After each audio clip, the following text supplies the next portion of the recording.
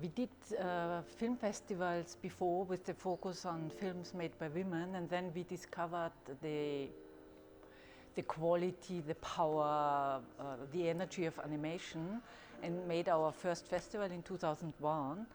And then we got addicted and did not stop. So now the festival is 22 years old, and we still have the fire to organize it every year.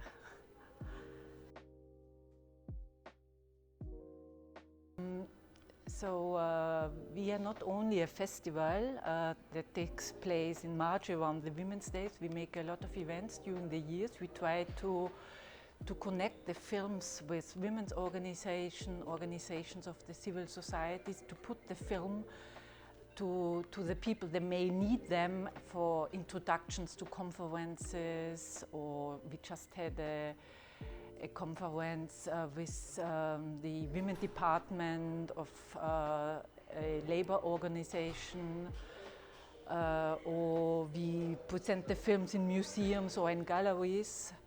As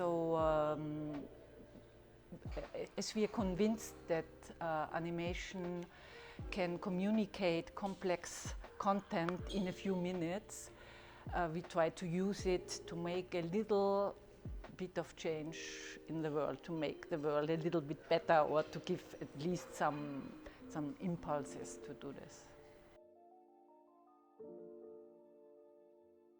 Yeah, quite. Some topics are still the same, but you mean the topics in the films? Of course, the world has changed within these 20 years, but some of the topics are still very evident. Domestic violence, and also environment topics, topics about working conditions, labor, about recreation work, about living conditions of women. So,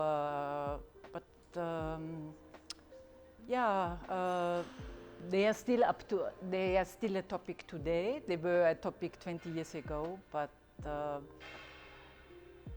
animation has become more powerful within these days, and I think so. It's really important what we show, from which point of view the stories are told, which images we show, as film is such a powerful instrument. So the role of animation has changed a bit, I think.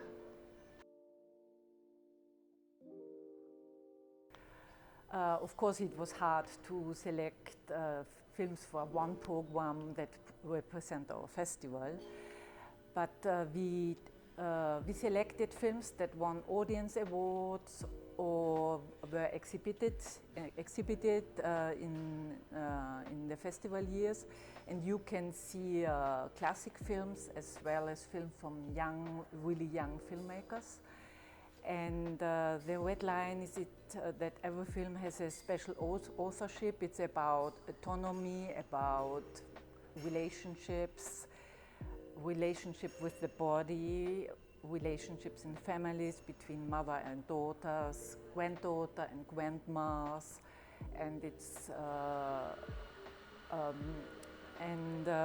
there in each film is a special handwriting.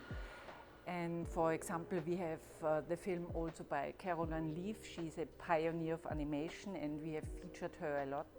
She is carving in the film, in a 70mm film, and this technique is also very much connected to the content of her film, because in this film, Two Sisters, it's about a relationship between two sisters that are living on an island, really isolated, and they live in the dark.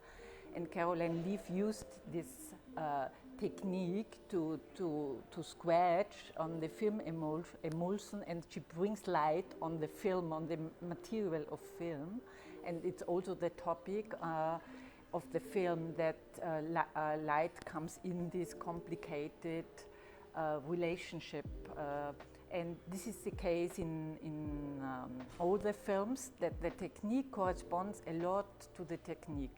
The first one in the program is Egg. It's about anorexia, and it's a really clean technique. Everything is under control, like in this, when you are suffering from anorexia, everything has to be controlled, and it's really clean and precise. And there is also another film about a relationship. It's between mother and daughter. It's about living as a single mom in South Korea in a patriarchal system, and it's really wild and hand-drawn, and it's a talk between the mother and the daughter, and that's really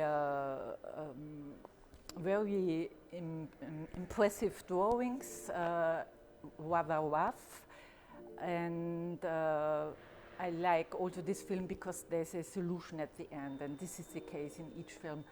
So it shows how animation can communicate complex content in a short time, and how the big variety of techniques offer so many possibilities to communicate content corresponding to communicate a complex content with a appropriate technique.